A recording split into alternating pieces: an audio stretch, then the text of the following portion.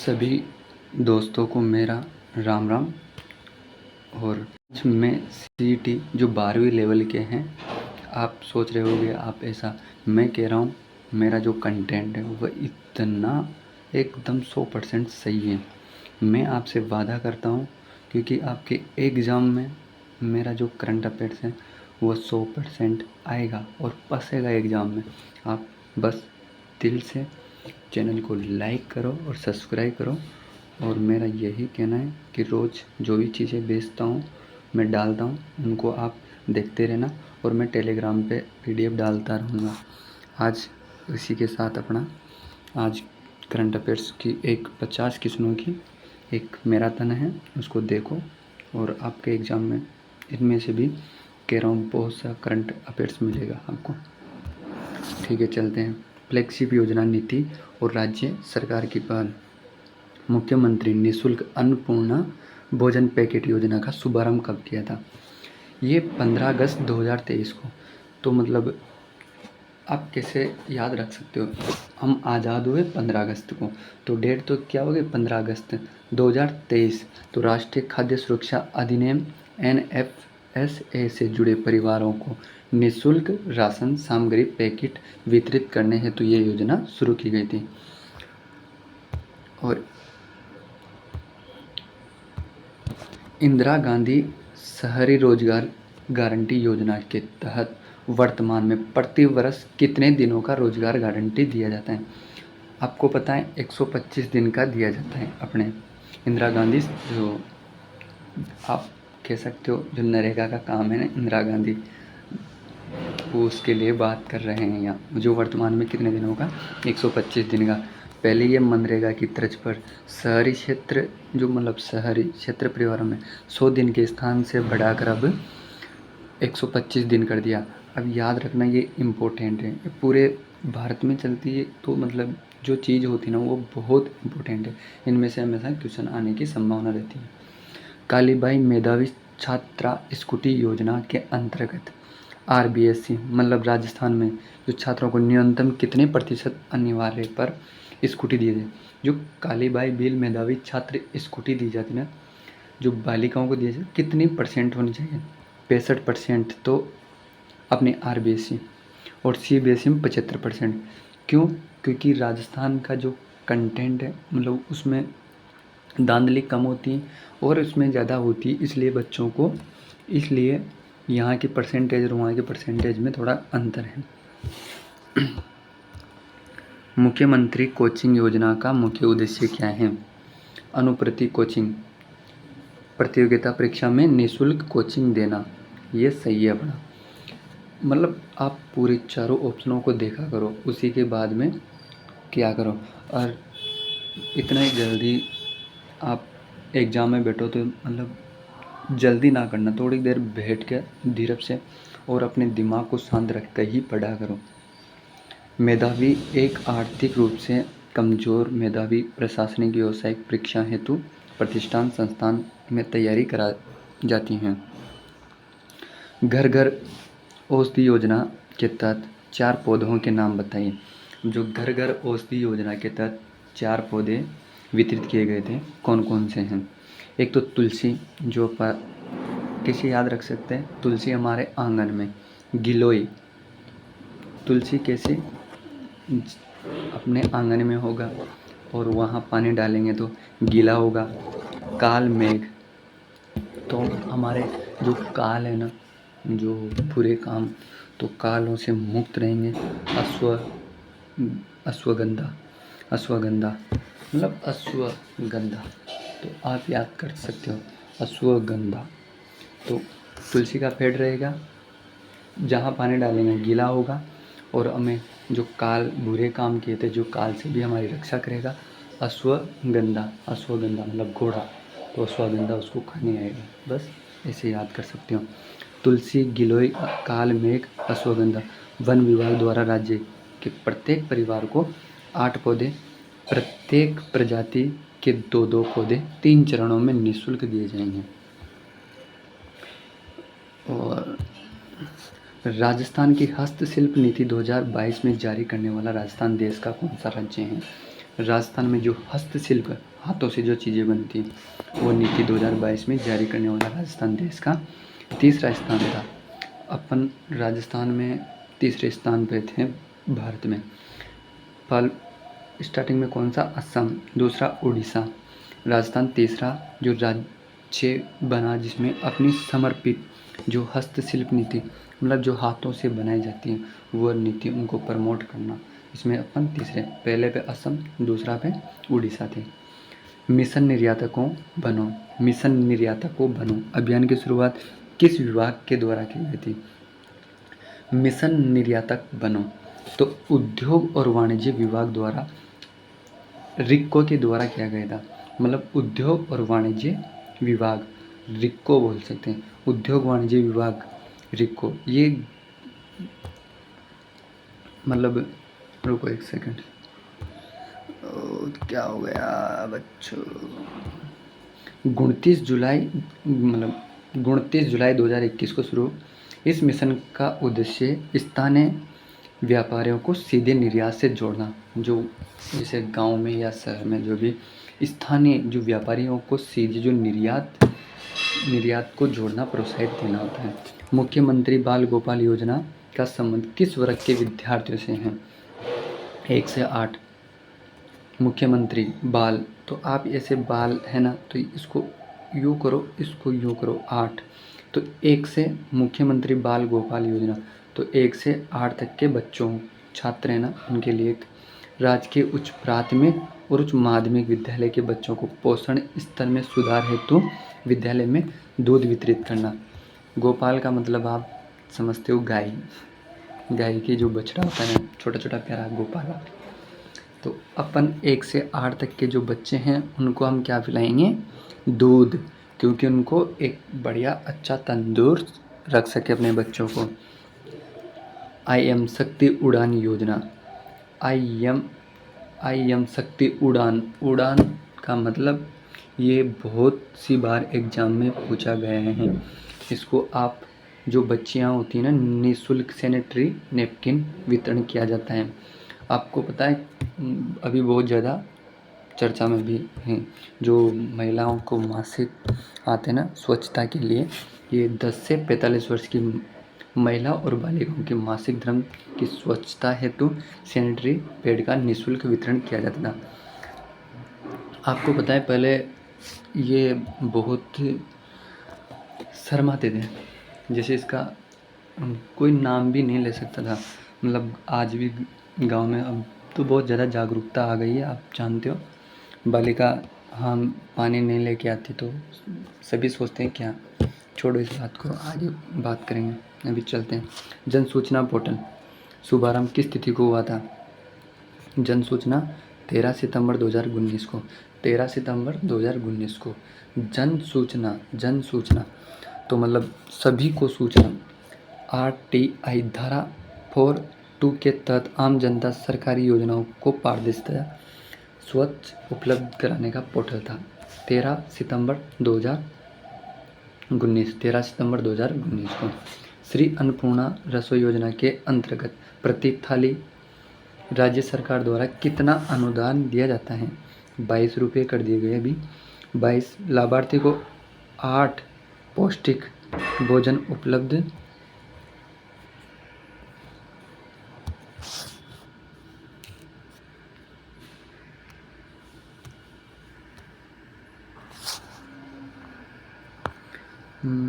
लाभार्थी को 8 पौष्टिक भोजन उपलब्ध कराया जाता है, जबकि राज्य सरकार द्वारा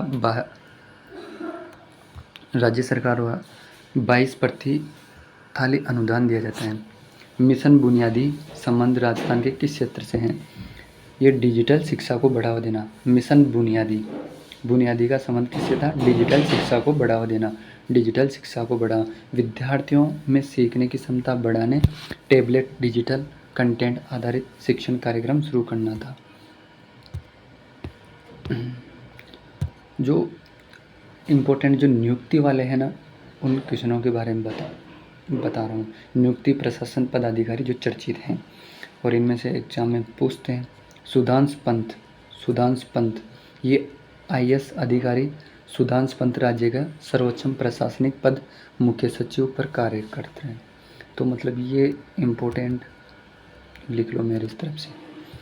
राजस्थान में जो वर्तमान में जो मुख्य सचिव कौन है? सुधांश पंत IAS अधिकारी हैं और राज्य के सर्वोच्च प्रशासनिक पद पर मुख्य सचिव कार्यरत हैं। राजस्थानी कर्मचारी बोर्ड जो हमारे वर्तमान अध्यक्ष कौन है? आप सभी को पता है, आलोक राज जी, जो हमें ट्वीट करके हमेशा ही बताते रहते हैं। मेजर जनरल आलोक राज राज्य में विभिन्न अधीनस्थ और गैर राजपत्रित पदों पर परीक्षाओं को पारदर्शी संचालन चयन बोर्ड द्वारा किया गया था। राजस्थान लोक सेवा आयोग RPSC का मुख्यालय कहाँ है? RPSC का मुख्यालय पहले जयपुर था, पर ये जयपुर से जो यहाँ अजमेर कर दिया गया था। ये अजमेर घूघरा घाटी में RPSC की स्थापना 1922 में की गई थी।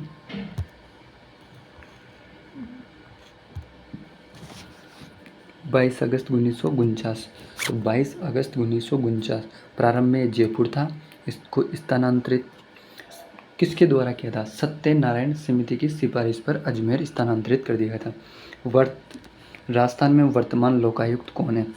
अब ये इम्पोर्टेंट क्वेश्चन है, अभी से इसको लिख लो, कहीं पर भी दीवार पे चिपका देना है इसको। तो कौन है वर्तमान में लोकायुक्त? प्रताप कृष्ण लोहरा। न्यायमूर्ति प्रताप कृष्ण लोहरा हैं। न्यायमूर्ति प्रताप कृष्ण लोहरा राजस्थान के लोकायुक्त उप लोकायुक्त अधिनियम 1973 के अंतर्गत भ्रष्टाचार निवारण हेतु स्वतंत्र संस्था। राजस्थान राज्य महिला आयोग वर्तमान अध्यक्ष कौन है?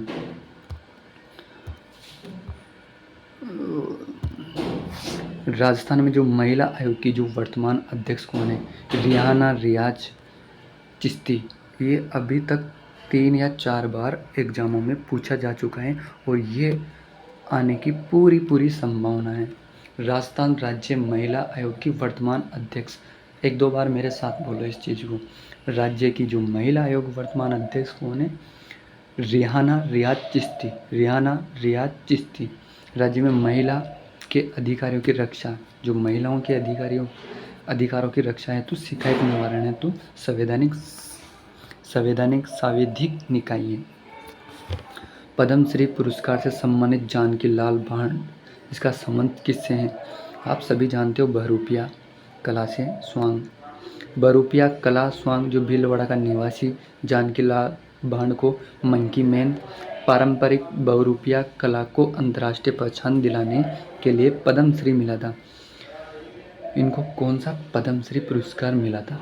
पद्मश्री ये जानकी लाल भांड बहुत सी बार पूछा गया है। जानकी लाल भांड का संबंध किससे है? तो आप बहुरूपिया कला मतलब स्वांग से था। राजस्थान की प्रथम महिला फाइटर पायलट बनने का गौरव किसको था? तो मतलब मोहना सिंह झुंझुनू की।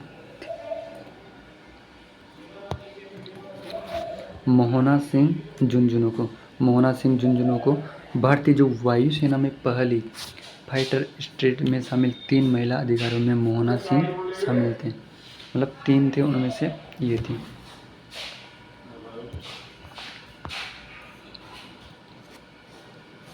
राजस्थान में किस संगीतकार को पद्मश्री और नाटक अकादमी 2 पुरस्कार एक साथ, पद्मश्री और संगीत नाटक अकादमी पुरस्कार से सम्मानित हैं?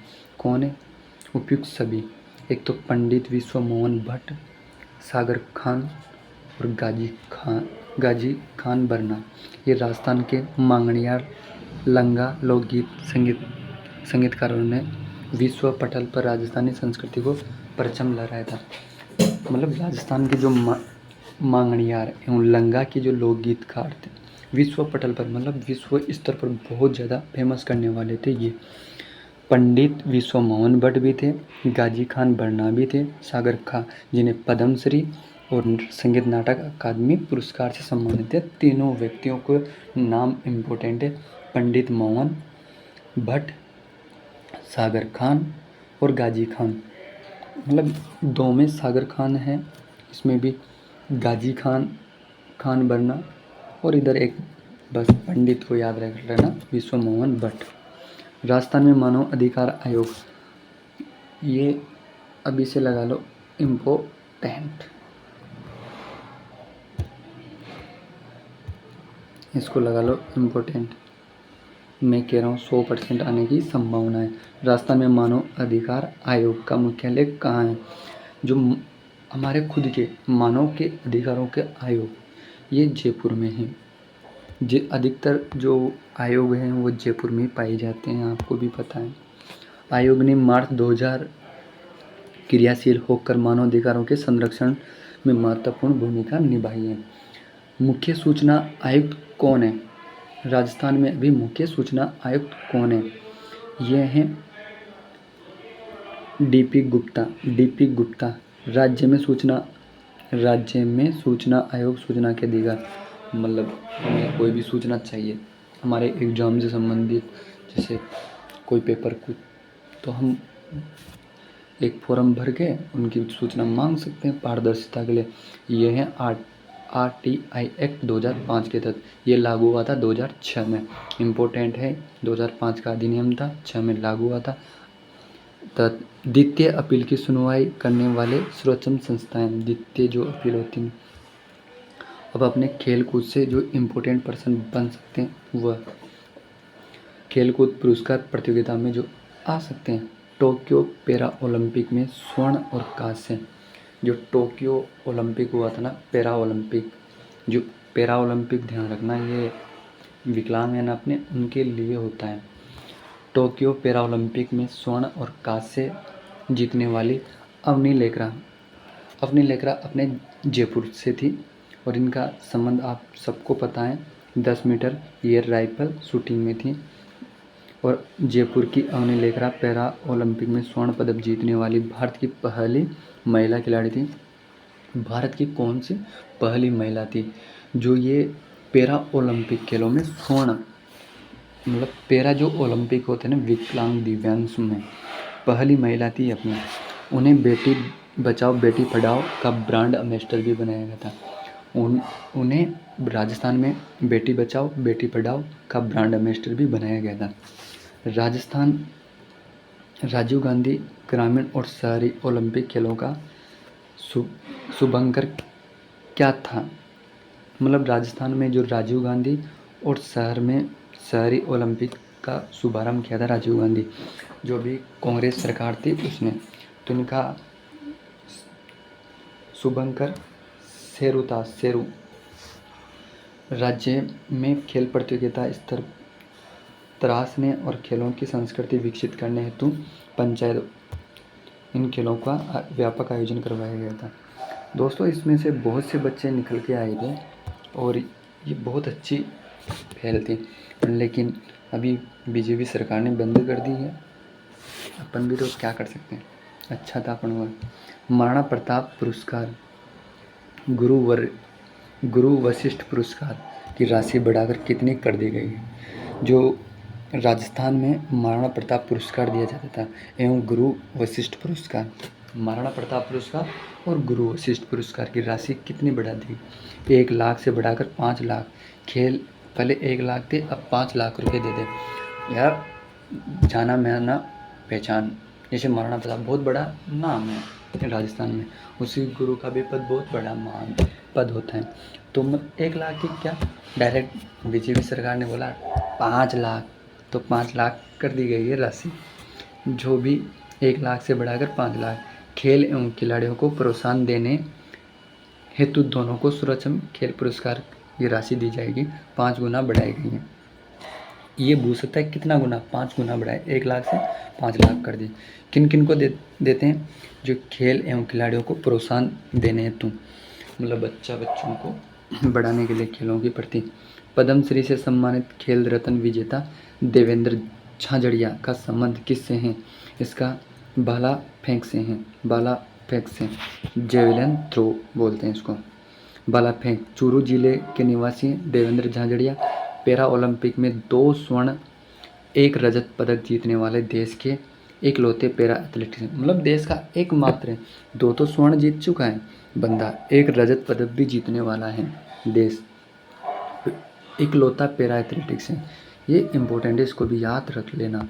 ये मैं तो ये कह रहा हूँ पूरे ये 50 के 50 याद कर लो, घोट लो, एग्जाम में आएंगे 100%।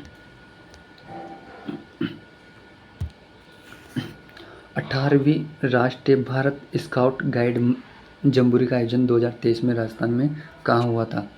ये हुआ था रोहटपाली में। जो 18वीं राष्ट्रीय Bharat scout and guide jamboree का आयोजन 2023 का राजस्थान में कहाँ हुआ था? रोहटपाली में। राजस्थान 66 वर्षों के लंबे अंतराल के बाद जम्बूरी का, मतलब 66 साल बाद में अंतराल के बाद जम्बूरी का सफल आयोजन, देश विदेश में 35,000 से अधिक स्काउट ने भाग लिया था। राजस्थान का पहला सिंथेटिक एथलेटिक ट्रैक किस खेल स्टेडियम में तैयार किया गया है? ये अपने सवाई मानसिंह स्टेडियम जयपुर में किया गया है। सवाई मानसिंह स्टेडियम जयपुर में अंतर्राष्ट्रीय स्तर की एथलेटिक्स प्रतियोगिता हेतु विश्व स्तरीय अंतर्राष्ट्रीय मानकों का 400 मीटर ट्रैक स्थापित किया गया है। विश्व में तीसरा सबसे बड़ा क्रिकेट स्टेडियम राजस्थान में किस स्थान पर बना है? ये भी चालू भी नहीं हुआ। चोपगांव जयपुर में। अहमदाबाद के नरेंद्र मोदी स्टेडियम और ऑस्ट्रेलिया का मेलबर्न 75,000 दर्शक क्षमता दुनिया का तीसरा सबसे बड़ा स्टेडियम है। पहला तो अपना भारत का ही अहमदाबाद मोटेरा स्टेडियम बोलते हैं, नरेंद्र मोदी के नाम पे कर दिया है, और दूसरा मेलबर्न, और तीसरा अपना चोपगांव जयपुर में है, जो अभी चालू नहीं हुआ। इन्वेस्ट करो राजस्थान समिट का आयोजन किस शहर में संपन्न हुआ था? मतलब समाप्त सीतापुरा जयपुर में हुआ था। इसमें कौन कौन सी, इसमें GECC सीतापुरा जयपुर में आयोजित समिट में लाखों करोड़ों MOU हस्तांतरित हुआ था। ऊर्जा, पर्यावरण, अभ्यारण्य और इंफ्रास्ट्रक्चर से संबंधित विश्व का सबसे बड़ा सोलर पार्क 2245 मेगावाट किस जिले में है? जोधपुर में, सीधी सी बात है। जोधपुर में बड़ला फलोदी, अब ये बड़ला फलोदी में आने लग गया, फलोदी भी अब जिला हो गया। 4 चरणों में विकसित हुआ था। 2245 मेगावाट, मतलब 2245 मेगावाट क्षमता का सौर ऊर्जा संयंत्र है। आप इसको इम्पोर्टेंट लगा सकते हो, है आएगा 100%। राजस्थान का चौथा टाइगर रिजर्व किसे अधिसूचित किया गया था? चौथा रामगढ़ विषधारी अभ्यारण्य बूंदीवाला। रणथंभौर सरिस्का मुकुंदरा के बाद सर्वप्रथम रणथंभौर सरिस्का मुकुंदरा, अब चौथा कौन सा है? रामगढ़ विषधारी। चौथा देश का 52वां टाइगर रिजर्व घोषित हुआ था। कौन सा? बूंदीवाला रामगढ़ विषधारी अभ्यारण्य, ये चौथा है, और भारत में 52वां टाइगर रिजर्व घोषित हुआ था। और अभी राजस्थान में एक और 5वां टाइगर रिजर्व किसे घोषित कर दिया गया है? धौलपुर करौली टाइगर रिजर्व को। राष्ट्रीय बाघ संरक्षण प्राधिकरण NTC द्वारा धौलपुर करौली जंगलों को राज्य का 5वां बाघ अभ्यारण्य घोषित किया है। जंगली गधों के संरक्षण हेतु प्रसिद्ध राजस्थान का 16वां संरक्षित क्षेत्र कौन है? ये रणखार जालोर में है। जो जंगली गधों के संरक्षण है तो प्रसिद्ध राजस्थान का 16वां संरक्षित क्षेत्र है। रणखोर जालोर में सांचौर तहसील में है। रणखार क्षेत्र जंगली गधों के लिए एक रिजर्व घोषित है।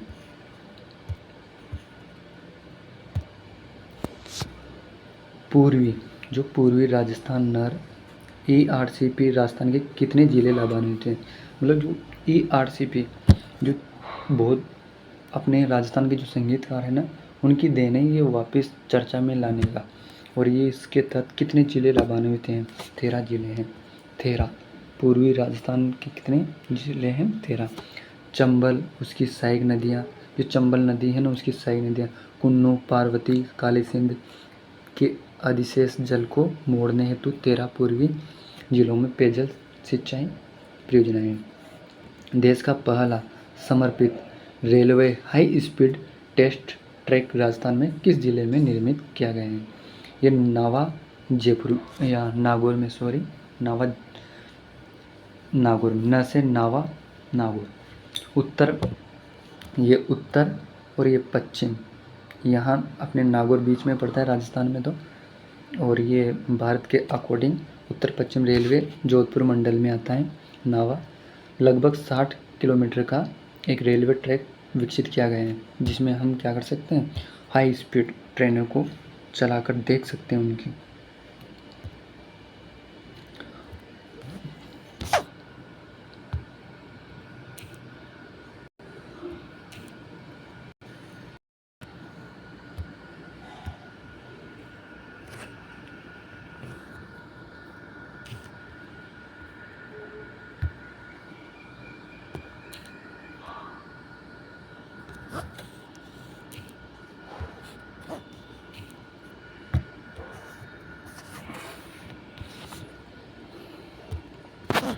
राजस्थान का पहला संविधान पार्क कहाँ स्थापित किया गया है?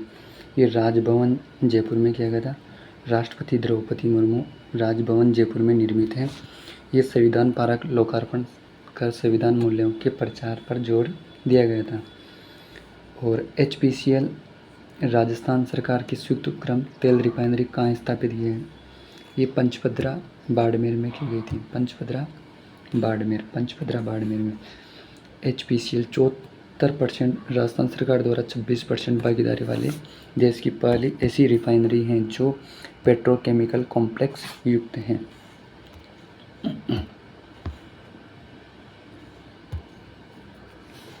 केंद्र सरकार द्वारा स्मार्ट सिटी मिशन राजस्थान में 4 शहरों में चलाया गया था। 4 शहरों में केंद्र सरकार द्वारा स्मार्ट सिटी मिशन चलाया गया था, जिनमें से जयपुर, उदयपुर, अजमेर, कोटा। याद करो मेरे साथ, जयपुर, उदयपुर, कोटा और अजमेर। प्रथम चरण में इन चारों शहरों को नागरिक सुविधा एवं आधारभूत ढांचे की आधुनिकीकरण पर कार्य हुआ है। राजस्थान का प्रथम ODP प्लस मॉडल गांव कौन सा घोषित हुआ है? ये जाहोद, जयपुर, खैरोना, बूंदी। 2 हुआ है, एक तो जयपुर वाला, जाहोद, जयपुर, खैरोना, बूंदी। खुले में शौच मुक्त के साथ ठोस तरल कचरा प्रबंधन प्रणाली सफलतापूर्वक लागू वाले आदर्श गांव हैं। एक जयपुर, बूंदी, दोनों याद रखने के बहुत। ODP प्लस मॉडल गांव कौन घोषित हुए? एक तो जाहोद जयपुर में, एक खैरोना बूंदी में। कला, संस्कृति और शिक्षा विविध जो अभी करंट में है। राजस्थान में स्थापित पहला Rajiv Gandhi fintech digital university शहर किसे घोषित है? जोधपुर को। यहाँ राजीव गांधी लिफ्ट नहर भी है, तो उससे भी याद रख सकते हो। Rajiv Gandhi fintech digital university किस शहर में विकसित? जोधपुर में। वित्तीय प्रौद्योगिकी डिजिटल गवर्नेंस क्षेत्र उच्च स्तरीय अध्ययन अनुसंधान जोधपुर में स्थापित की गई है। आई स्टार्ट राजस्थान के मुख्य उद्देश्य किस क्षेत्र को बढ़ावा देना है? युवा उद्यमिता मतलब युवाओं को बढ़ाने के लिए आई स्टार्ट राजस्थान मुख्य उद्देश्य क्षेत्र को बढ़ावा देना। युवा उद्यमिता, स्टार्टअप्स प्रोत्साहन को। सूचना प्रौद्योगिकी संचार विभाग फ्लैगशिप कार्यक्रम जो स्टार्टअप्स फंडिंग, मेंटरशिप एवं प्लेटफॉर्म प्रदान करना। राजस्थान साहित्य अकादमी का मुख्यालय कहाँ है? राजस्थान में साहित्य अकादमी का मुख्यालय कहाँ है? ये उदयपुर में है। जब भी राजस्थान साहित्य मतलब साहित्य अकादमी पूछे तो कहाँ है? उदयपुर में है। इसकी स्थापना 28 जनवरी 1958। अकादमी का इसका जो सर्वोच्च पुरस्कार है मीरा पुरस्कार और एक पत्रिका भी निकलती है मधुमती। तो मधु मीरा से याद रख लेना, मधुमती पत्रिका निकलती है, मीरा पुरस्कार भी दिया जाता है। और ये उदयपुर में है साहित्य अकादमी के द्वारा बाय 28 जनवरी 1958। राजस्थान भाषा साहित्य संस्कृति अकादमी का मुख्यालय जयपुर में है। नहीं, राजस्थानी भाषा, जब भी भाषा बूझे आपको राजस्थानी भाषा और साहित्य संस्कृत अकादमी बूझे तो ये कहाँ है, बीकानेर में है। जब भी भाषा ये शब्द आएगा ना भाषा, तो आप ध्यान रखना ये बीकानेर में। जब साहित्य एवं संस्कृत अकादमी ये जयपुर में है। जब भाषा आगे जुड़ा हुआ तो साहित्य संस्कृत अकादमी बीकानेर में। 1983 में अकादमी का सर्वोच्च पुरस्कार सूर्यमल मिश्रण पुरस्कार दिया जाता है। पत्रिका जागती ज्योत है।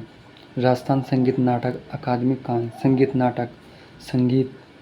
नाटक तो संगीत नाटक अकादमी याद रखने का तरीका ऐसे भी है, जैसे ज़्यादातर मरुस्थल में गीत गाए जाते हैं, संगीत की ज़्यादा लहर उधर ही है क्या बैठे तो संगीत नाटक अकादमी जोधपुर में। 1957 में अकादमी नृत्य नाटक कलाओं को प्रोत्साहन हेतु कार्य किया जाता है। पंडित जवाहरलाल नेहरू साहित्य अकादमी मुख्यालय कहाँ है? पंडित जवाहरलाल नेहरू कहाँ है? जयपुर में। जैसे जवाहरलाल नेहरू जयपुर याद कर लेना। जयपुर बच्चों में बाल साहित्य के प्रति रुचि बढ़ाने, बाल साहित्य को सम्मानित हेतु जयपुर में गठित हैं। और अपने चैनल को सब्सक्राइब तो कर लो यार दोस्तों, और अपने दोस्तों को भी शेयर करते रहना। मुख्यमंत्री युवा संबल योजना का संबंध किस क्षेत्र से है? इसमें शिक्षित बच्चे हैं ना, छात्र, शिक्षित बेरोजगार युवाओं को बेरोजगारी भत्ता, मतलब जो शिक्षित है ना उनको आप पढ़ाओ और हम आपको पैसे देंगे। तो पात्र पुरुषों को 4,000 रुपये, महिला हो या ट्रांसजेंडर हो उन्हें 4,500 रुपये दिए जाएंगे हमारी तरफ से इंटर्नशिप के साथ। राजस्थान का पहला एम्स कहाँ संचालित है? एम्स तो जोधपुर में ही अपने एक ही। एम्स जोधपुर पश्चिम राजस्थान पड़ोसी राज्यों के लिए अत्याधुनिक चिकित्सा स्वास्थ्य सेवाएं प्रमुख केंद्र हैं।